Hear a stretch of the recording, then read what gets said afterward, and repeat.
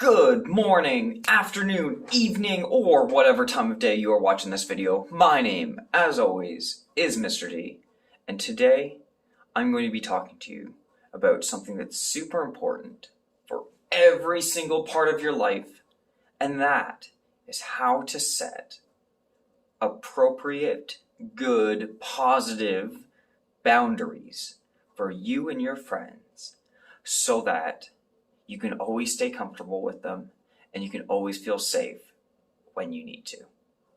So you might be asking yourself, Mr. D, what's a boundary? And I'll be telling you right now, it's a good question right there. So we have boundaries in our lives that are really easy to understand.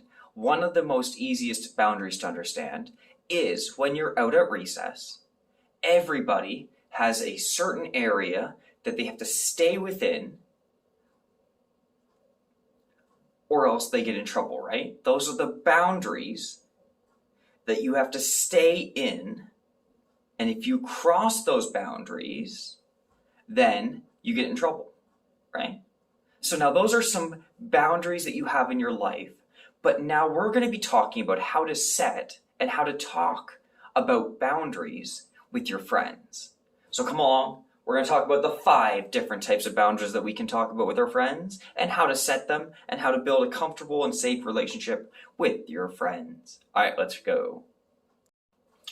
Numero uno. Number 1. The first type of boundary we're going to talk about is a physical boundary. Physical, things you can touch, things that involve your body, and things that involve your personal space. So physical boundaries can include when people are touching you in a way that you don't like. It can be when people are getting in your space, if they're getting too close to you, it makes you uncomfortable. And it can involve people getting in your own actual space. So for an example of that, I would feel really uncomfortable. It would be breaking my boundary if you go into my office without me being in there. Could be something like when your parents go into your room without you being in there. But the one I want you to focus on is physical touching. If somebody is touching you in a way that you don't like, you need to use your words and tell them to stop, okay? So this is going to be activity number 1, question number 1, all right? A friend comes up to you and they give you a hug when you don't want a hug. You don't want a hug? But they come up and give you a hug anyways. They are touching you in a way that you don't want. What can you say to them to set those positive physical boundaries with them? All right, we're going to pause the video right here. And then when we're done, we'll come back and we'll move on to number 2. Cool. Perfect. So you just answered the question, what would you do if a friend came up and touched you, gave you a hug, and you didn't want a hug? So you answered that question with the class. It's perfect. It's good. Or you could have answered it in your brain, which is nice.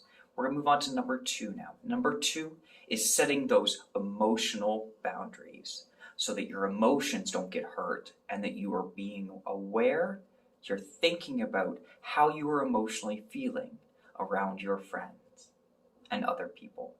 So an example of this could be if you're having a really hard day, a really tough day, and somebody, one of your friends, comes up and complains to you when you really don't have time to do that or you really feel like you can't, then setting a good personal boundary would be saying something like, you know what, I'm sorry you're feeling that way, but I just can't talk to you right now because I emotionally can't do it. And it's something hard to say because you really want to be there to help your friends. But if you're helping them in a way that hurts you emotionally, then it's not good. It's not setting a positive boundary. So the question, the emotional boundaries question is this. A friend comes up to you and starts talking badly about another one of your friends. They come up to you and they say, hey, did you hear what so-and-so did? Blah, blah, blah, blah, blah. And are talking badly about them and making fun of them. And they are a friend of yours. What can you say to this person to set that emotional boundary with them so that they know that it's not okay to talk about your friends in front of you? In a bad way anyways. What can you say? That's question number 2. I want you to think about it. Cool. All right. Think about it and get back for number 3. Got your answer for number 2 down? Perfect. Excellent. Time to move on to toi. Troisième. Number 3. Number 3 is material boundaries. If you ask Madonna that, she's a material girl. She'd be the perfect person to talk to about that. That was a joke. Material boundaries is respecting and setting those boundaries around things that are yours. Things that are yours. So, an example of this would be people kind of going in and messing around in your desk. So if they go and they start touching your desk and stuff, and they start messing around with it, that would be an example of your material stuff being broken, the boundaries between you and the material things being broken. So, my question for you is, what could you say to somebody who keeps taking your pencil without asking, and it's something that you don't like that they're doing? So they keep taking your pencil in your desk without asking.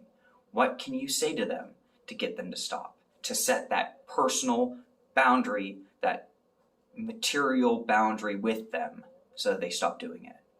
Cool. That's your question for number 3. All right, answer that question. We'll move on to number 4. Just pause that video and unpause it when you're ready. Intellectual boundary. Ooh. Intellectual, cool, the cognitive brain part of you, the intelligence. So this is all about different opinions on things.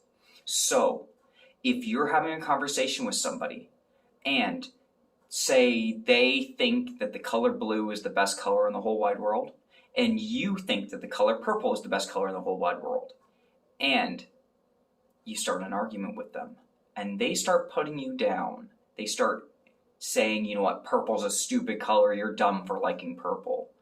That would be breaking your intellectual boundaries because they're putting down your thoughts and your opinions. So my question for you is, what can you say to somebody when they say that something that you think or something that you believe is dumb or stupid?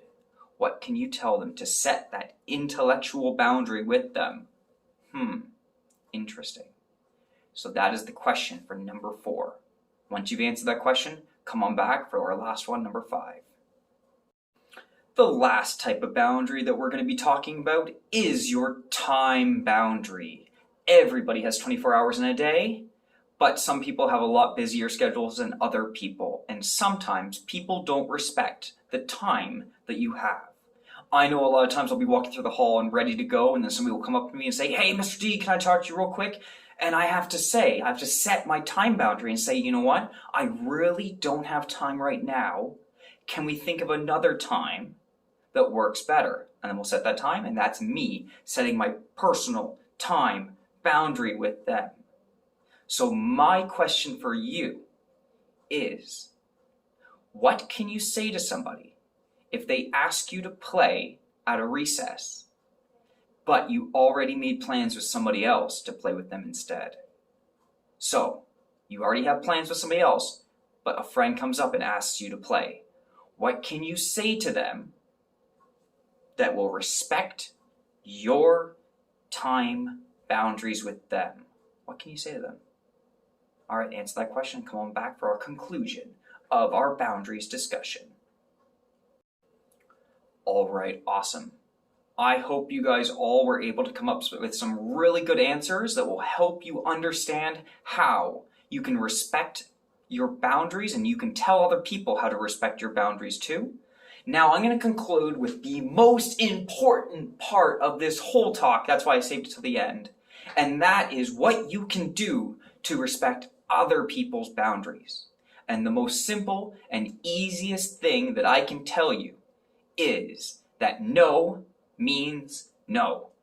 If somebody says, no, I don't want a hug, you say, no problem, I'm not going to hug you. You respect their boundary. If somebody says, no, I already have somebody I'm playing with at that recess, you don't say, oh, come on, you should play with me instead. You never play with me. You don't say that stuff. You say, okay, no problem, I'll play with you some other time. You always respect other people's boundaries, and you always listen to them when they say no the first time. My name is Mr. D. I hope you enjoyed this video. If you have any other questions, then you have one very important person in your classroom that you can always ask, and that is your teacher. So I hope you have a great day, and I will see you guys next time. Woo!